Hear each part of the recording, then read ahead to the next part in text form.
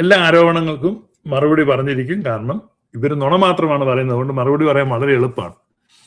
ഇനി നിങ്ങൾ നോക്കുക, 150 വർഷം മുമ്പ് പത്രോസ് പാത്രിക്കീസ് ബ്രിട്ടീഷ് രാജ്ഞിയെ സ്വാധീനിച്ച് മലങ്കര വന്നു. അപ്പോൾ മലങ്കര മെത്രാൻ പള്ളിയോഗം മുളന്തുരുത്തി വിളിച്ചു ചേർത്ത സമയം നിങ്ങൾ കേട്ടല്ലോ. മലങ്കര മെത്രാൻ പള്ളിയോഗം വല്ലതും വിളിച്ചു ചേർത്തോ? പള്ളിയോഗം വിളിച്ചു ചേർത്ത ആരാണ്? മലങ്കരയിൽ വന്ന് 1 വർഷം താമസിച്ചിട്ട് പത്രോസ് തൃതീയം പാത്രിക്കീസ് ബാവയാണ് മലങ്കര പള്ളിയോഗം വിളിച്ചു കൂട്ടിയത്. അത് വിളിക്കാനിട്ട നോട്ടീസ് ഞാൻ കാണിച്ചു കഴിഞ്ഞു. അതും ആരുടെയാണ്? ഇവർ അച്ചടിച്ച് പ്രസിദ്ധീകരിച്ചിരിക്കുന്ന കണ്ടനാട് ഗ്രന്ഥാവലിയിൽ നിന്നാണ് എടുത്തു കാണിച്ചിരിക്കുന്നത്. ഇനി യാക്കോയക്കാരെങ്കിലും എഴുതിയ പുസ്തകമാണെന്ന് പറഞ്ഞ് കരയണ്ട. മുളന്തുരുത്തി നസ്രാണി സംഘത്തിന്റെ പ്രൗഢഗംഭീര സദസ്സ് കണ്ട പാത്രി, ഈ പ്രൗഢഗംഭീര സദസ്സ് ഉണ്ടാക്കിയത് പാത്രികീസ് ആ സുഹൃത്തെ. തിരുസഭയെ സ്വന്തമാക്കാൻ കാത്തിയ വക്രബുദ്ധിയാണ്. മലങ്കര സഭ 7 ഉപസഭകളാക്കിയത്. അങ്ങനെ 6 മെത്രാന്മാരെ നിയോഗിച്ചു. അങ്ങനെ തന്നെ സ്വീകരിച്ച് ആദരിച്ച മലങ്കര മെത്രാൻ മന്നി വയോധിക ശ്രേഷ്ഠപിതാവിനെ കൊല്ലം മെത്രാനായി പാത്രി തരം താഴ്ത്തി. മലങ്കര മെത്രാൻ സ്ഥാനം ഇല്ലാതാക്കി പാത്രി അധികാരം ഉറപ്പിച്ചു. മൂറോനും കാച്ചി. കണ്ടോ, മൂറോൻ കൂതാശ നടത്തുന്നതിനെയൊക്കെ എത്ര അവഹേളനപരമായിട്ട് കാണണം. കാരണം ഇവര് ഈ കള്ളച്ചാരായി മാറ്റിക്കൊണ്ടിരിക്കുന്ന ഇവരുടെ കൂടെ കാതോലിക്കായി കഴിയുമ്പോൾ ആ കാച്ചി മാറ്റി എന്നുള്ള വാക്കുകളെ വരത്തുള്ളൂ. ഇവർക്ക് കൂതാശയാണെന്നൊന്നും മനസ്സിലാകുന്നില്ല. ഇത് ഇന്ത്യൻ ഓർത്തഡോക്സുകാരുടെ ഔദ്യോഗിക പേജിൽ അവർ എഴുതി വെച്ചിരിക്കുന്നത് ഞാൻ നിങ്ങളെ കാണിക്കുന്നു. അവരത്ര അവഹേളനപരമായിട്ടാണ് പരമന തിരുമേനി വായി നോക്കി നടക്കുകയായിരുന്നു. പത്രോസ് തൃതീയം പാത്രിക്കീസ് മൂറോം കാച്ചി. ഇവര് വെറും ചന്തകളൊന്നും പറഞ്ഞാൽ ചന്തകൾ നമ്മളെ തല്ലും കേട്ടോ. അപ്പൊ ഇവരെ വിശേഷിപ്പിക്കാന് ഈ ശ്രീകണ്ഠേശ്വരത്തിന്റെ ശബ്ദധാരാവലി പോലും വാക്കുകളില്ല. അപ്പം ഡിക്ഷണറി ഇല്ലാത്ത പദപ്രയോഗം വേണം നടത്താൻ.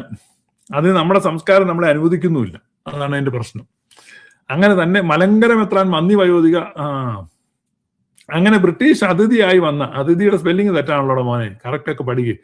അതിഥിയായി വന്ന പാത്രി മലങ്കര നസ്രാണിയുടെ അധികാരിയായി ചമഞ്ഞു. സായിപ്പിനെ കണ്ട് കവാത്ത് മറന്ന് മലങ്കര നസ്രാണി അറബി സാഹിബിന് മുമ്പിൽ മുട്ടുമടക്കി. സാഹിബിനെ കണ്ട് കവാത്തു മറന്ന മലങ്കര നസ്രാണി അറബി സാഹിബിന് മുമ്പിൽ മുട്ടുമടക്കി. കണ്ടോ? അതായത് പാത്രിക്കീസ് ബാവയെ മറ്റൊരു ഇനത്തിൽപ്പെട്ട സായിപ്പ് എന്ന് ഇവർ പറയുകയാണ്. അങ്ങനെ അറബി സാഹിബിന്റെ മുമ്പിൽ മുട്ടുമടക്കിയെങ്കിൽ അത് നിങ്ങളുടെ പിതാക്കന്മാർ ഉൾപ്പെടും. മനസ്സിലായില്ലേ? നിങ്ങളുടെ മലങ്കര ബാസുരൻ എത്ര പ്രാവശ്യമാണ് പാത്രിക്കീസിന്റെ മുമ്പിൽ മുട്ടുമടക്കിയത്? അവിടെ പോയി കുനിഞ്ഞു നിന്ന് മുട്ടുമടക്കി. നിങ്ങളുടെ ഗീവറി സ്ഥിതി മുട്ടുമടക്കി. നിങ്ങളുടെ ആള് മുഴുവൻ കാലാകാലങ്ങളിൽ മുട്ടുമടക്കിയിട്ടുണ്ടല്ലോ. അതെന്തിനാണ് എന്നാണ് ഇപ്പോഴും നിങ്ങൾ ആ പാത്രിക്കീസിന്റെ പേര് നിങ്ങളുടെ ഭരണഘടനയിൽ എഴുതി വെച്ചിരിക്കുകയല്ലേ. അപ്പൊ നിങ്ങളാണ് കാരണം. ഈ യാക്കോബായക്കാർ ചെയ്യുന്നെങ്കിൽ അവര് അതൊരു അറബി എന്നോ സായിപ്പ് എന്നോ അല്ല. അവർക്ക് പരിശുദ്ധ പത്രോസ് ശ്ലീഹായുടെ ശ്ലൈഹിക പിന്തുടർച്ചയും പൗരോഹിത്യ നൽവരവും വസിക്കുന്ന, ശ്ലൈഹിക സിംഹാസനത്തിൽ വസിക്കുന്ന ഒരാളെന്ന നിലയ്ക്കാണ് പാത്രിക്കീസുമായി കാണുന്നത്. നിങ്ങൾ മലങ്കരയിലെ ഭൗതിക സ്വത്തുക്കളെ തട്ടിയെടുക്കാനുള്ള ഒരു ഉപാധി എന്ന നിലയ്ക്ക്. അതുകൊണ്ടാണ് നിങ്ങൾക്ക് ഇത്തരത്തിലുള്ള ബഹുമാനമില്ലാത്ത പദങ്ങൾ ഉപയോഗിക്കുന്നത്. ഈ അടിമനുഖമാണ് മൂവാറ്റുപുഴ ശ്രേഷ്ഠഭാവ പറഞ്ഞ അടിമനുഖം, അല്ലെങ്കിൽ ആധുനിക യാക്കോബ് ബുർദാന, അതായത് യാക്കോബായ ശില്പി. അതിന്റെ 150-ാം വാർഷികമാണ് ജോസഫ് ബാവയെ ആഘോഷിക്കുന്നത്. പുതുസഭയുടെ പുതുചരിത്ര സൃഷ്ടി. ഈ കാലഘട്ടത്തിലാണ് നമ്മുടെ പിതാവും വിശുദ്ധ മാർത്തോമാ ശ്ലീഹായുടെ സിംഹാസന അധിപതിയുമായ പൗരസ്ത്യ കാതോലിക്ക പരിശുദ്ധ എൽദോ ബാവ എഴുന്നള്ളി വന്നത്. ഈ കാലഘട്ടത്തിൽ എൽദോ ബാവ എഴുന്നള്ളി വന്നോ? ഞാൻ ഇവിടെ കൊണ്ട് നിർത്തുകയാണ്. കാരണം എൽദോ ബാവ ആരാണെന്നോ അദ്ദേഹം വന്നത് എന്നാണെന്നോ ഈ കാലഘട്ടത്തിൽ ഏത് കാലഘട്ടത്തിലാണ്